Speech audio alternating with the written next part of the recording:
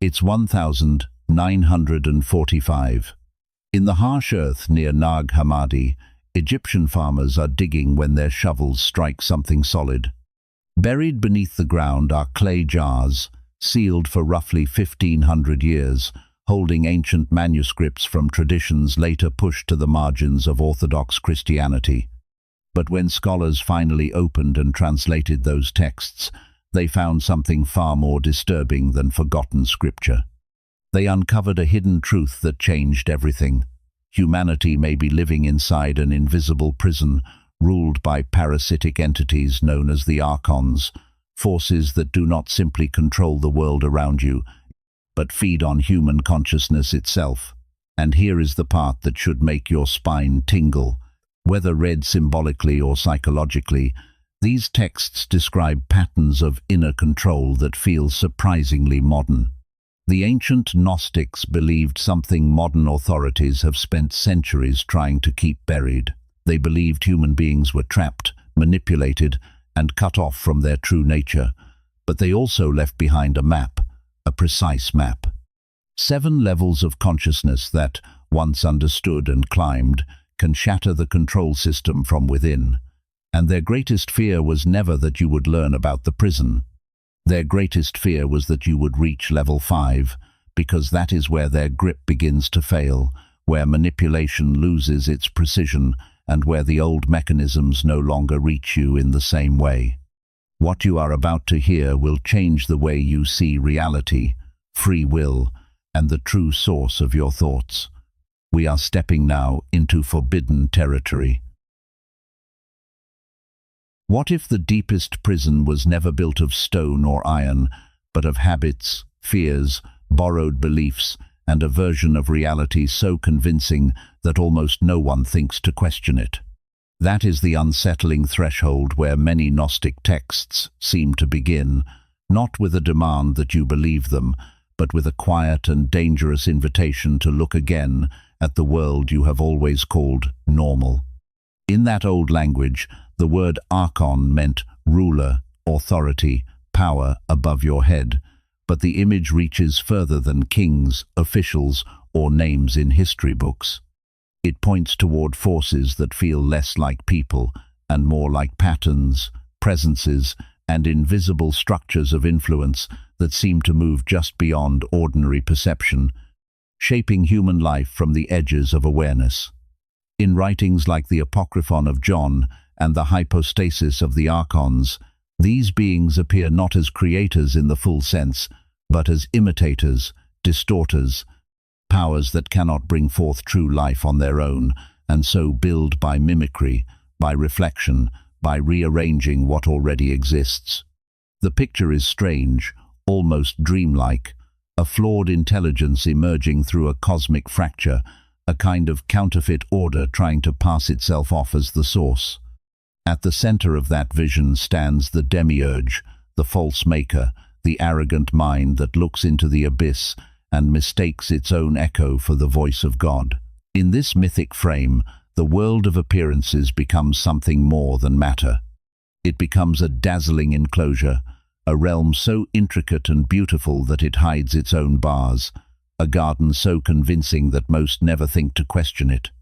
And if that sounds distant, symbolic, or impossibly ancient, it becomes much less distant when you bring it close to your own inner life.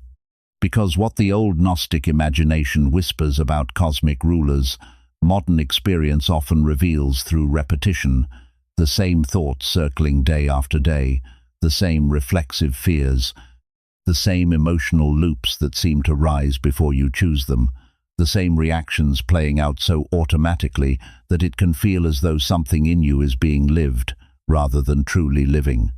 Today we might describe this through conditioning, nervous system imprinting, social programming, inherited beliefs, trauma responses, attention capture, or the architecture of algorithmic media.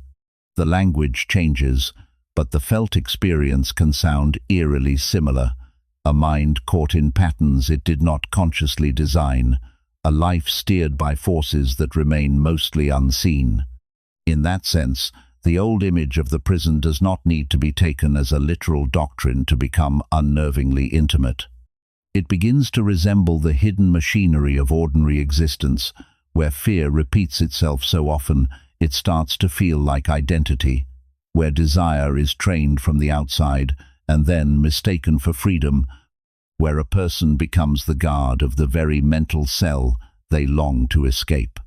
This is one of the most haunting insights in the material, that control becomes strongest when it no longer needs chains, when it can operate through your habits, your assumptions, your nervous system, your idea of who you are. The jailer does not always stand outside the door. Sometimes the jailer speaks in your own voice. And yet the Gnostic view does not end there. Hidden inside this disturbing cosmology is a second image, luminous and tender, which may be why these texts continue to echo so powerfully. They suggest that within the human being there remains something untouched by the counterfeit order, something the rulers cannot manufacture, corrupt, or fully possess. They call it the divine spark, the pneuma, a buried ember of living light, not earned, not granted by institutions, not bestowed from outside, but present from the beginning. You could think of it as the part of you that still knows when life has become false, the part that grows restless inside empty success, the part that senses there must be more than survival, performance, and obedience. If the prison image speaks to the ache of being trapped, the divine spark speaks to the memory that you were not made for captivity. This is why the system, whatever name one gives it, appears to thrive on emotional states that keep consciousness contracted. Fear, shame, rage, despair, chronic insecurity, exhaustion, humiliation, the endless low vibration of a life lived under pressure. Look around, and the pattern feels uncomfortably familiar. Entire economies can keep people in survival mode, always calculating, always one crisis away from collapse. Media ecosystems often reward alarm more than depth, urgency more than wisdom, outrage more than stillness. Social platforms amplify comparison, grievance, envy, and reactive identity because such emotions hold attention, and attention has become one of the most harvestable resources on Earth. Whether one sees that through a mystical lens or a psychological one, the result feels the same in the body. Scattered awareness, compulsive reactivity, a narrowing of the soul. The ancient myth says the rulers feed on this state. Contemporary life, in its own language, often behaves as though it does. And this is where the buried history becomes part of the atmosphere of the story. In the 4th century, when imperial Christianity consolidated power and the boundaries of accepted scripture hardened, many other streams of spiritual imagination were pushed aside, condemned, forgotten, or destroyed. The Council of Nicaea in 325 AD has become, in many modern retellings, a symbol of the broader process by which spiritual plurality narrowed and institutional authority hardened. Whether every later claim about suppression can be historically proven in the dramatic form people often repeat is not really the only point here. The point is the emotional memory carried by these stories, that some teachings were too liberating to be safe, too inward to be controlled, too direct to require gatekeepers. Teachings that told ordinary people they did not need an empire, a throne, a priesthood, or a flawless institution to approach the divine, because the path began within. That kind of message has always been difficult for systems built on dependence. So the image remains powerful, manuscripts hidden away, teachings buried beneath sand, truths surviving not in public triumph, but in secrecy, silence, and fragments. Then, centuries later, near Nag Hammadi in Egypt, those sealed jars rose again from the earth like a forgotten pulse beneath history, carrying voices that refused to stay dead. And perhaps that image matters because it mirrors something inward as well. Maybe what is unearthed is not only ancient text, but something in the listener, a recognition, a discomfort, a memory without words. The sense that your life has been organized around levels of consciousness you did not fully choose. The sense that most of humanity is kept circling the lowest thresholds of awareness, not because people are weak, but because conditions are arranged to keep them occupied with immediate threat, status, anxiety, and group conflict. In this telling, there is a ladder hidden inside the maze, 7 levels of consciousness rising from instinctive bondage toward inner freedom. Most never realize the ladder exists. Most spend their days in the basement of the psyche, mistaking constant emergency for reality itself. The first level is survival consciousness, where awareness is swallowed by the raw need to stay safe. Here the mind becomes a radar for danger. Money, illness, abandonment, humiliation, uncertainty, loss. Time fractures into memory of pain and anticipation of pain. Presence disappears. You do not so much live as brace. In this state, every sound can feel like a warning, every delay like a threat, every relationship like a negotiation with fear. The world shrinks to the size of your wound. And perhaps this is why so many people feel exhausted, even when they have done nothing visible all day. Because survival consciousness is expensive. It consumes attention, imagination, tenderness, and trust. It trains the body to expect impact even in moments of quiet. It makes a person reactive instead of creative, vigilant instead of open, easy to steer, because they are too overwhelmed to see who is steering. If there is a hidden tragedy in all of this, it is that many never realize they are living at the bottom of the ladder. They assume anxiety is adulthood. They assume constant pressure is normal. They assume the tightness in the chest is just life. But the old texts, read symbolically or spiritually, leave open another possibility, that what feels normal may be the deepest distortion of all, and that the moment you begin to notice the cage, even faintly, another life has already started to call your name. That first faint noticing is where the inner map begins to glow, because once you sense that survival is not the whole of life, you also begin to see the more elegant prisons waiting just above it, the ones that feel less like panic and more like progress, less like chains and more like personality. If the lowest level keeps a person trapped through fear, the next levels often keep them trapped through identity, recognition, and the intoxicating comfort of belonging. This is why the old vision is so psychologically unsettling. It does not suggest that captivity always looks ugly. Sometimes it looks successful. Sometimes it looks admired. Sometimes it looks like finally having a place in the world. The second level, often imagined as ego consciousness, appears after the raw instability of survival begins to soften. You may have enough money to breathe a little, enough order to feel functional, enough external validation to believe you are moving upward, and yet a subtler dependence takes hold. The self begins to attach itself to mirrors, to titles, to praise, to comparison, to image, to the way others read your body, your work, your taste, your intelligence, your spirituality, your desirability, your social value.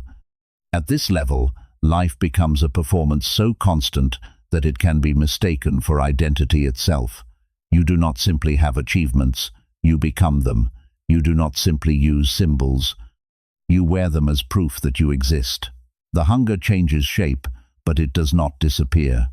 It becomes more polished, more socially acceptable, more difficult to challenge, because it often arrives dressed as ambition, self-respect, standards, even growth. Yet beneath it lives the same old ache.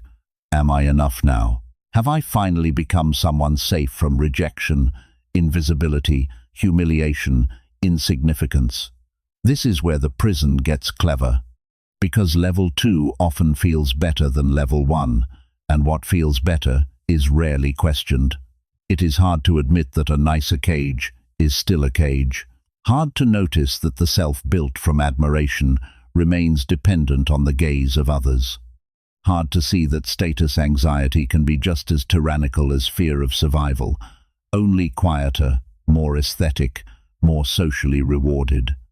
In this layer of the story, the world around you begins to look less like a neutral environment and more like a vast theater of engineered insufficiency. Advertising does not simply offer objects, it whispers lack. It teaches you to feel incomplete first, then sells you a symbol to patch the wound. Entire industries thrive by making sure your hunger never ends, because a person at rest is difficult to manipulate, but a person who feels one upgrade away from worthiness will run forever. Corporate ladders, prestige economies, body ideals, luxury signaling, digital personas, and the endless ritual of comparison all reinforce the same mythology. Become more, acquire more, display more, and perhaps then you will arrive.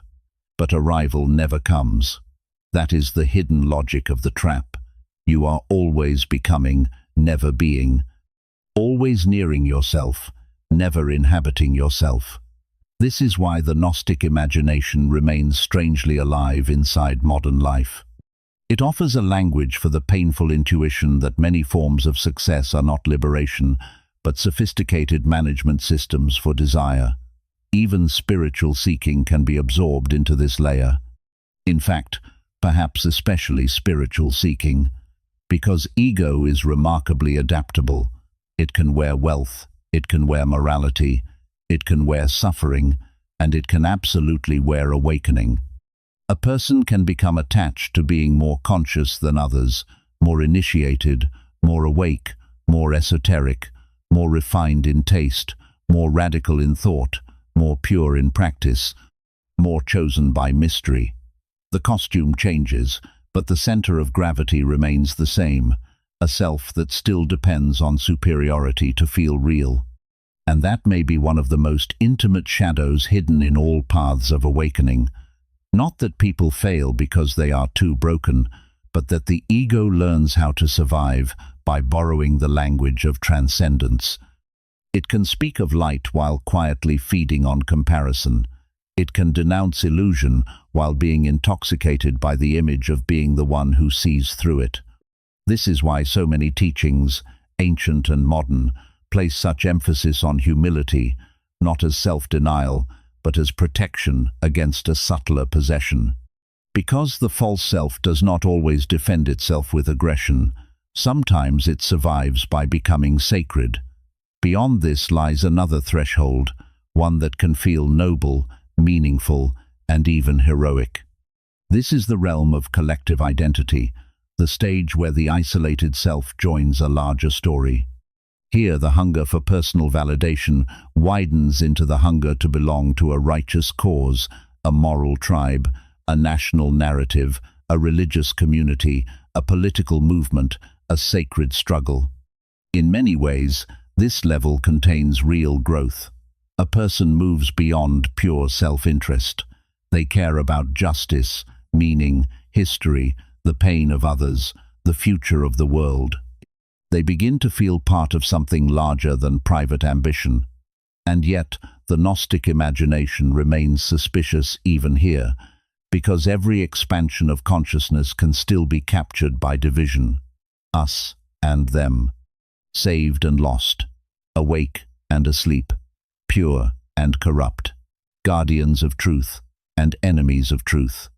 The collective self can become just as intoxicating as the individual one, because it offers belonging, certainty, and moral heat all at once.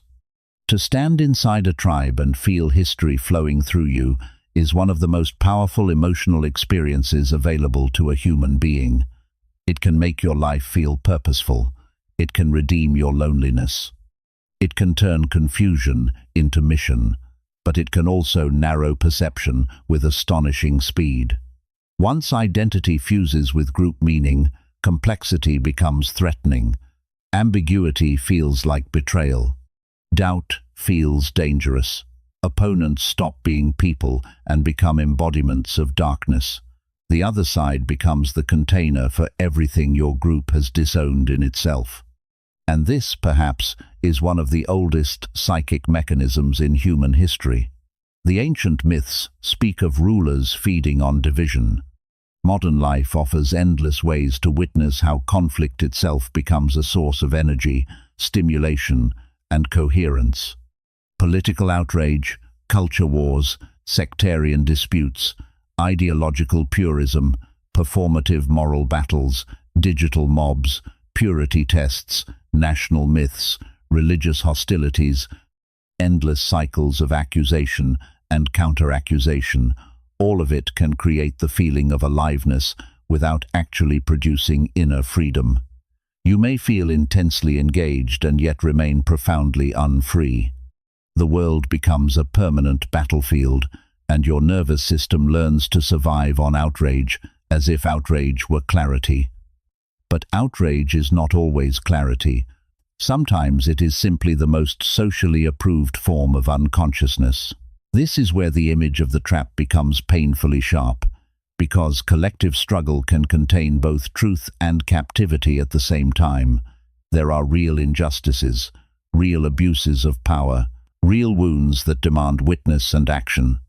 But when all attention is directed outward, when every problem is imagined to exist only in enemies, institutions, or opposing groups, the inner architecture of bondage remains untouched. The hidden programming does not vanish simply because your cause is noble. The false self does not dissolve simply because your enemy is real. A person can spend a lifetime fighting structures in the world while never noticing the structure of reactivity inside themselves. And this is how one kind of prison disguises itself as liberation. You rearrange the furniture inside the cell, paint the walls with ideals, hang symbols of justice from the ceiling, and still never touch the door. Many people live and die within these upper layers of captivity without ever realizing there are further levels of awareness waiting beyond them. They leave survival behind, build identity, attach to movements, gain language, gain conviction, gain certainty, and believe the journey is complete. But from the Gnostic perspective, this is still the comfort zone of the counterfeit order. As long as consciousness remains reactive, externally defined, emotionally hooked, and dependent on opposition to know itself, the deeper liberation has not yet begun. In fact, these levels are often more stable for the system than simple fear, because they keep people active, productive, emotionally charged, and deeply invested in the game. You can be highly functional and still be asleep. You can be informed and still be trapped. You can be admired, politically engaged, spiritually fluent, socially visible, morally certain, and still never have met the one within you who is prior to all identities. And yet something in many people eventually starts to crack under the weight of that realization, not because the outer life collapses at first, but because its meanings begin to thin. Success tastes flatter than expected. Recognition fades faster than it should. Group belonging starts to feel conditional, costly, narrow. The masks begin to itch. The narratives that once gave comfort begin to sound rehearsed. The roles still function, but they no longer convince. You may still look fine from the outside, perhaps better than fine, but inwardly another movement has begun. A quiet disobedience, a subtle refusal to keep confusing noise with truth. This is the threshold where the old myths become intimate again, because the prison is no longer merely something described in symbolic language. It becomes something you can feel in your own body. Not as a dramatic revelation at first, but as dissonance, restlessness, a grief without a clear object. The ache of sensing that what everyone around you calls normal may be built on layers of trance, and that if you keep going in the same way, you may gain the whole structure and still lose the hidden ember at the center of yourself. This is why the next movement on the path is so unsettling. Because once identity starts to loosen, once tribe starts to crack, once the borrowed self no longer fully holds, a new kind of seeing begins to arrive. And when that seeing comes, even gently, it does not merely change your opinions. It changes the one who is looking. That change in the one who is looking is where the deeper fracture begins, because there comes a moment, sometimes in silence, and sometimes in the middle of an ordinary day, when you are no longer completely fused with your own reactions. You may be caught in irritation, fear, or disappointment, and then suddenly another awareness appears behind it, quiet but unmistakable. You notice the anger, and at the same time, you notice that something in you is noticing it. That seems small, but inwardly it can feel like the first crack in a wall you did not know had surrounded you for years. The emotion is still there, the thought is still there, the story is still there, but now there is also a witness, a silent presence that is not identical to what it sees. In many spiritual traditions, this is where real transformation begins. Not when your life becomes easier, not when suffering disappears, not when you gather better ideas, but when identification starts to loosen and the observer wakes inside the storm. In the symbolic language of the 7 levels, this is the crossing into self-awareness, the threshold where consciousness starts turning back toward itself. And once that happens, the prison can no longer remain fully invisible. At first, this new sight does not always feel liberating. Often, it feels disorienting, because the witness does not only observe your moods, it begins to notice patterns everywhere. It notices how many of your beliefs arrived long before you consciously chose them. It notices how much of what you call personality is often adaptation, how much of what you call preference may be conditioning, and how much of what you call truth may simply be repetition. You begin to see the inherited scripts beneath the life you are living.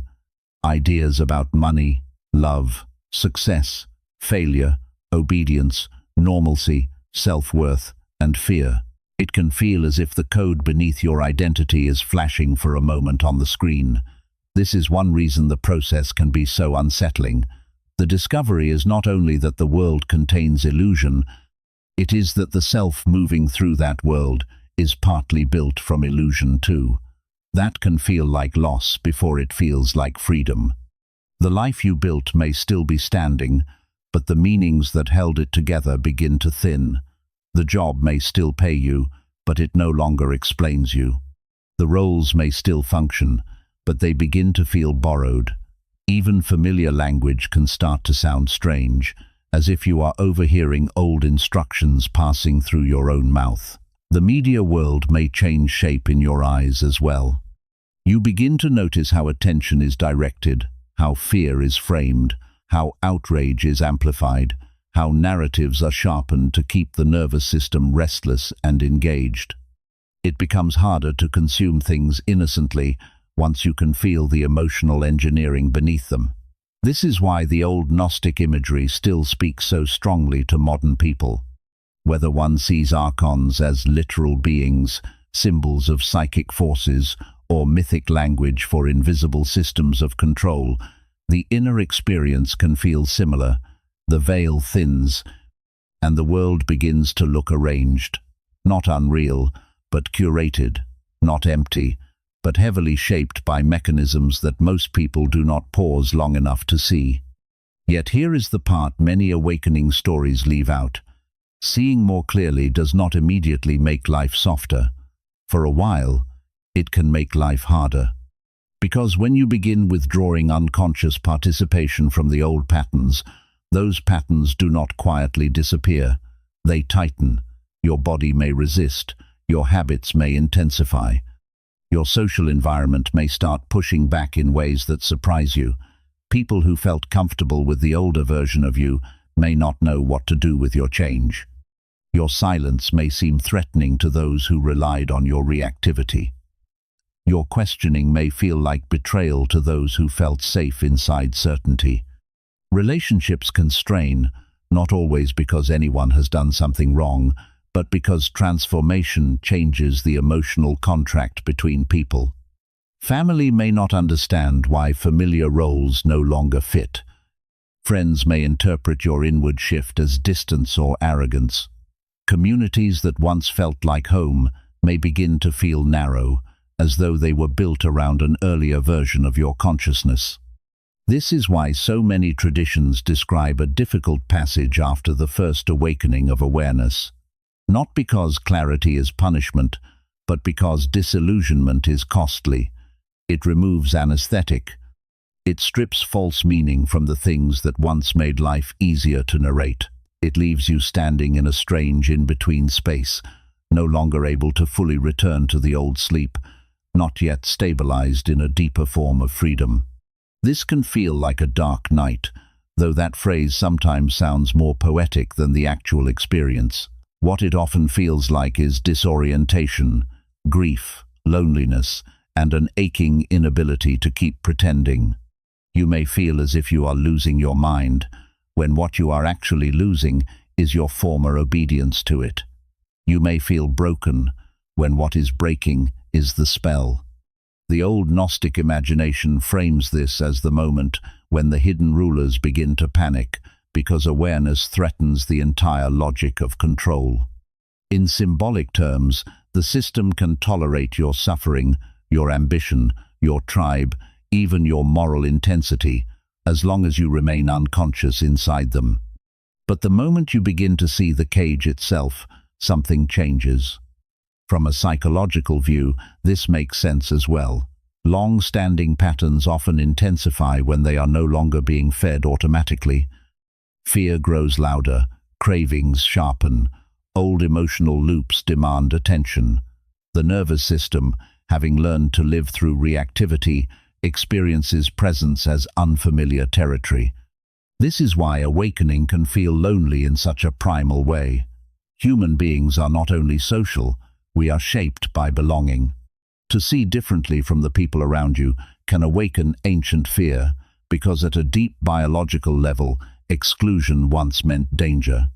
So, when your inner life begins to diverge from the group mind around you, part of the body may interpret that divergence as threat. You stand between worlds, no longer willing to live entirely through old scripts, not yet fully anchored in a new center.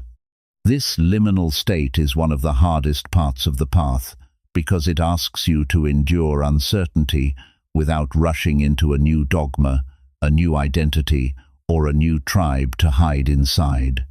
It asks you to remain honest in the threshold, to let false structures fall before replacing them too quickly, to stay with the witness, even when the witness cannot yet tell you what comes next. And yet, this is precisely where a deeper power starts to form. Not loud power, not the power of domination, influence, or image. Something quieter, steadier, and harder for the world to name.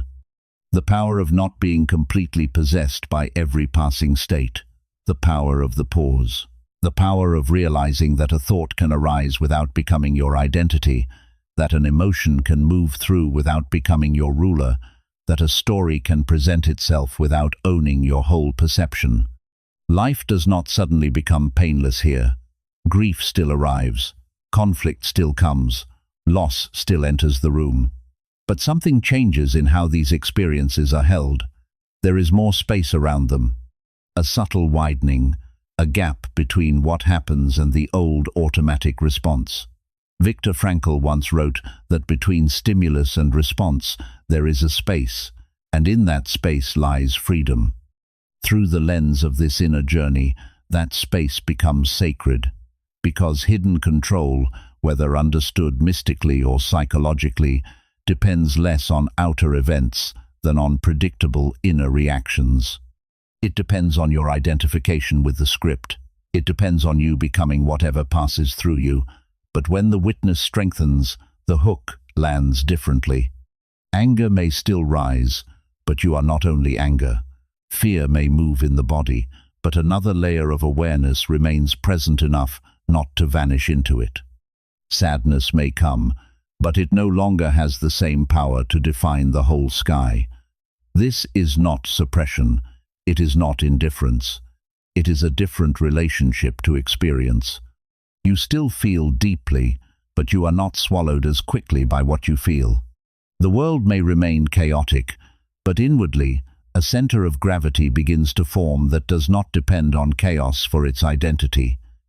In the older symbolic language, this is the point where the rulers begin to lose their grip, because their influence depends on unconscious participation. They do not need bars if they can keep you identified with every passing storm. They do not need to dominate your life from the outside if they can provoke your reactions from within. But the moment consciousness remains present, even briefly, even imperfectly, the mechanism weakens. The hook still lands, but it no longer sinks in the same way. Fear may enter, but it does not instantly become prophecy. Anger may rise, but it does not swallow the whole field of awareness. Shame may appear, but it is no longer confused with essence. The weather still changes, but the sky begins to remember itself. That is why this stage often feels less like excitement and more like relief. It is the relief of no longer being completely owned by whatever is loudest inside you, not because pain disappears, not because life becomes easy, but because you begin to discover that pain and possession are not the same thing. You can feel something deeply without becoming it entirely. You can move through uncertainty without handing it the keys to your whole interior world. From the outside, this may not look dramatic, but in relationships, it changes everything. A person who becomes harder to provoke becomes harder to control. A person who no longer mirrors collective frenzy stops reinforcing the emotional agreements that many people unconsciously depend on. Some relationships are built not on truth, but on shared reactivity, shared anxiety, shared outrage, shared complaint, shared performance. When you begin stepping out of that rhythm, your calm can feel unsettling to those who are still organized around it. Some may read your steadiness as distance. Some may think your silence means judgment. Some may try, consciously or not, to pull you back into the old dance, because your refusal to perform the familiar drama exposes how much of their own center depends on it. This is why witness consciousness is not the same as withdrawal. It does not ask you to disappear from life. It asks you to inhabit life differently. You still care. You still respond. You still speak, choose, protect, and participate. But your actions begin to arise from a deeper center rather than from compulsion.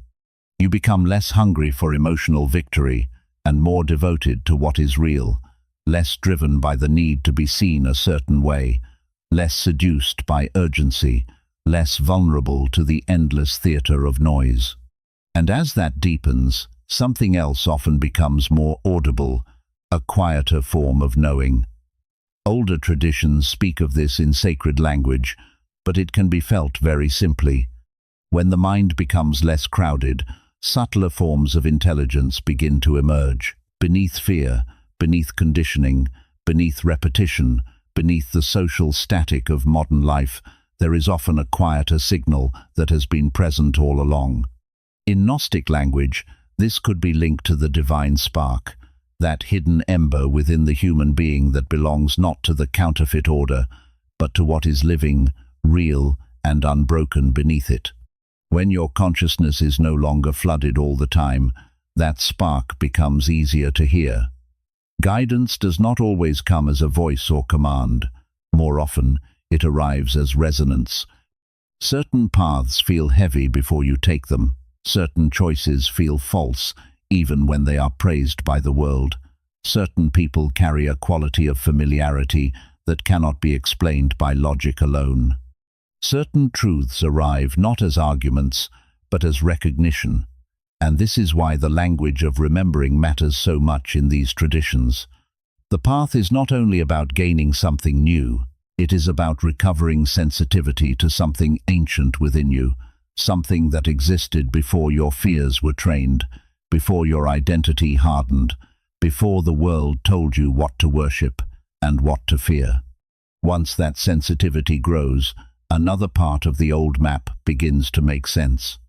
The texts speak as if a person can become increasingly difficult to manipulate, almost as though they are slipping beyond the radar of the forces that feed on unconsciousness. Taken literally, that may sound dramatic. Taken inwardly, it describes a change many people intuitively understand. The more present you become, the less effective the old methods of control remain. Fear-based messages do not enter as easily. Manufactured urgency loses some of its power. Social pressure weakens. Shame no longer hypnotizes with the same force. Approval still feels good, but it is no longer sovereign. Disapproval still hurts, but it no longer feels like annihilation. You stop offering every outside force direct access to your nervous system. You become less programmable, less predictable in the old way, more capable of remaining inwardly whole in environments designed to fracture attention and identity. That alone can feel like a profound liberation, yet the symbolic ladder does not stop at steadiness. Beyond the witness, the teachings begin to gesture toward something even stranger and more beautiful, the loosening of separation itself. If witness consciousness creates space between you and your thoughts, the next opening softens the line between you and the rest of life. This is often called unity consciousness, though the phrase can sound abstract until it becomes felt. It is not merely the belief that all things are one. It is a subtle shift in perception in which the isolated self no longer appears quite so solid. Other people stop feeling entirely separate from the deeper field of being in which you also exist. Their pain no longer feels like a distant category. Their joy no longer feels unrelated to your own existence. Even nature begins to change its face. It is no longer scenery around the human story, but living presence within the same mystery. In the older myths, the counterfeit rulers depend on division, us and them, pure and impure, chosen and rejected, worthy and unworthy. Separation is their medium. If that is true even symbolically, then every real glimpse of underlying unity becomes a kind of quiet rebellion against the whole architecture of fear. Because what can be manipulated through separation once the illusion of total separation begins to loosen? This does not erase discernment. It does not ask you to deny harm or flatten moral complexity. It changes the depth from which you see. You can resist what is destructive without turning the other into a completely separate species. You can protect boundaries without worshipping division. You can see distortion clearly without forgetting the deeper ground in which all beings arise. And still, even these openings do not remain permanently on command. Most people seem to move in and out of them. There are days of clarity and days of contraction, moments when unity feels close, followed by hours or weeks when the old patterns return. That does not mean the path is false. It may simply mean the path is spiral-shaped. You remember, then forget, then remember again, each time perhaps a little sooner, a little more honestly, a little less convinced by the old trance. The still point grows not through force, but through return. And perhaps that is what makes this stage so human. You are not escaping life. You are learning, in the middle of life, how to belong more deeply to what is eternal in you than to whatever is loudest around you. To belong more deeply to what is eternal in you than to whatever is loudest around you is already a kind of return, and perhaps that is where the final movement of this inner map begins, not as an escape from the human story, but as a deep remembering within it. The older teachings gesture here with unusual tenderness, because once the witness has strengthened and the illusion of total separation has begun to loosen, a more radical possibility comes quietly into view. What if the journey was never about becoming something other than what you are, but about seeing through what you are not? What if the deepest liberation is not the construction of a superior self, not the achievement of spiritual status, not the triumph of one identity over another, but the dissolving of everything false that kept you from recognizing the life already present at your center? In the Gnostic mood, this is the threshold of gnosis, not information about the divine, but a direct, intimate knowing that cannot be borrowed from institutions, inherited through ritual alone, or permanently handed to you by teachers. It is less like learning a doctrine and more like waking from a dream, so convincing that you forgot it was a dream. Language becomes fragile here, because the mind wants to turn everything into concept, and yet the experience being pointed toward seems to arrive before concept. Many traditions speak of it differently. Some call it union, some call it awakening, some call it return, some call it the annihilation of the false self, some call it remembering the source. What matters is not the label, but the movement, the falling away of the inner division that once made you feel cut off from life, from truth, from God, from reality, from your own deepest being. In that sense, the final level is not a place you travel to. It is the collapse of the distance you imagined between yourself and what has always held you. The old myths say the counterfeit rulers depend on forgetfulness.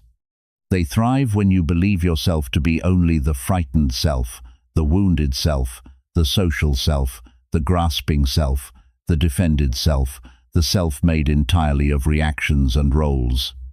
They cannot easily govern what no longer mistakes the mask for the face, and perhaps that is why the deepest freedom in these traditions is described not as conquest, but as release, the release of compulsive striving, the release of total identification, the release of the endless search for permission to exist, the release of the belief that salvation must arrive from outside. This does not mean that the world vanishes or that pain becomes unreal. It means that the center from which you meet the world is no longer built entirely from fear. The old text fragments often suggest that what is highest in the human being was never truly created by the lower powers, and therefore cannot be fully possessed by them. Symbolically, this matters. It means there is something in you that predates conditioning, something not manufactured by the forces that shaped your habits, fears, and social identity. Something that remains when all performances fall silent. To approach that is not to become less human, but perhaps to become human in a truer sense. Because so much of ordinary life is spent in exile from that center. People exhaust themselves trying to secure an identity that keeps dissolving, defend an image that never satisfies, join systems that never fully love them back, obey fears that never stop making demands. They live as if the prison door were locked, not realizing how much of the confinement is sustained by repetition, trance, and inherited obedience. This is why the old language of remembering cuts so deeply. It suggests that beneath the confusion, beneath the noise, beneath all the structures that taught you to shrink, there remains an untouched ember. Not a grandiose fantasy about being special, but a more intimate and humbling recognition that your life may be rooted in something larger than the frightened patterning that usually speaks first. And once that possibility is felt, even briefly, life cannot be read in quite the same way.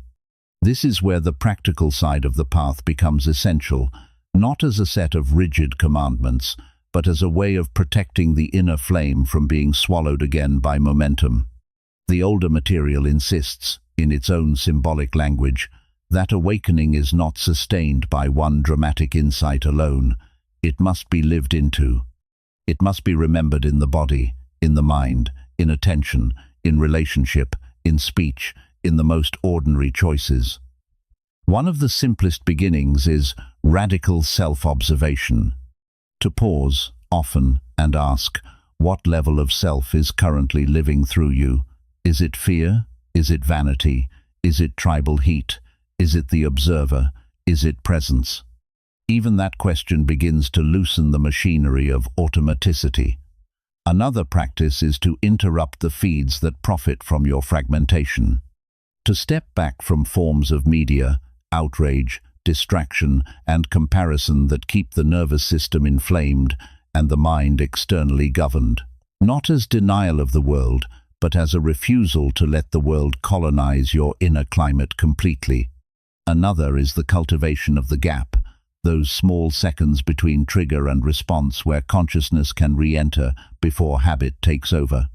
Another is returning attention to the body, because the body anchors awareness in the living present, and much of unconscious manipulation depends on keeping you trapped in imagined futures and recycled pasts. Another is reviewing the day not with judgment, but with honesty. Where did you disappear into old stories? Where did you stay awake? Where did you give your energy away? Where did you remain inside yourself? These are quiet practices, almost invisible from the outside, yet they gradually alter the structure of being. The same is true of emotional honesty. The path is not about becoming numb or serene in a performative way. It is about learning to feel without drowning, to let grief be grief, anger be anger, fear be fear, without instantly constructing a total identity out of what is passing through. The old myths speak of the rulers feeding on reactivity. In psychological terms, this means every time you can feel without blindly becoming, something in the old chain weakens. There are also practices that widen the heart. To see another person, even briefly, not only as a role, a threat, or a mirror of your own needs, but as another expression of the same mystery struggling to remember itself. To serve without advertisement, to be kind where no image can be gained from it, to spend time in nature long enough for the nervous system to remember a rhythm older than speed, to sit in silence without trying to conquer silence. These are not small things. They are ways of stepping out of the counterfeit economy in which everything must be leveraged, displayed, and traded for identity, and still the path remains spiral-shaped. Even profound glimpses do not prevent contraction.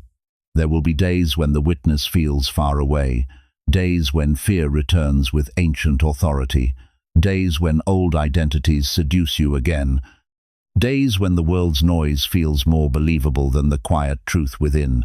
That does not mean you have failed. It may simply mean that remembering, in a human life, happens in waves. You wake, you forget, you wake again. Each return teaches something different. Each descent reveals where attachment still lives. Each reawakening carries less innocence, but more depth.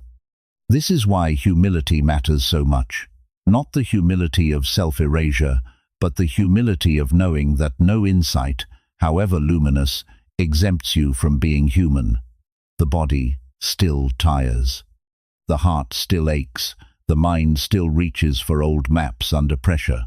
The path is not about transcending all of that forever. It is about learning where home is, so that even when you wander, something in you remembers how to return. Perhaps that is the deepest reversal hidden in these teachings. The powers that seemed absolute are revealed as partial. The prison that looked final is revealed as maintained by sleep. The salvation that seemed far away is revealed as intimacy with what has always been nearest. The secret is not that you must become divine. The secret is that the deepest part of you was never fully separate from the living source to begin with. And once that possibility enters the heart, not as dogma but as living question, the whole of life changes tone. Suffering is still real, but no longer pointless in quite the same way. Conflict is still real, but no longer the only lens. Loss is still real, but no longer proof of abandonment. The world remains complex, but it is no longer the only world. There is also the inward kingdom, the buried field, the secret chamber, the flame under the ash. And maybe that is why these old, hidden streams of thought still find people across centuries. Not because they offer easy certainty, but because they speak to a wound many carry without language. The sense of being exiled from something essential, and the simultaneous sense that the exile may not be final. If you have followed this path inward at all, then perhaps you already know the quiet strangeness of that recognition. Something in you has always resisted complete captivity. Something in you has always gone still in the presence of what is real. Something in you has always known, even in the darkest hours, that the story presented by fear was not the whole story. The Gnostic imagination gives that intuition a mythic shape. It tells of rulers, veils, sparks, ladders, hidden texts, forgotten origins, and the long return through illusion into living knowledge. Whether one receives it as sacred cosmology, symbolic psychology, or a mirror for inner life, its power remains the same. It asks you to consider that the deepest turning point may not lie somewhere far beyond you, but in the moment you stop giving absolute authority to what keeps you small and begin listening for what in you was never truly conquered at all. And now, the path feels quieter.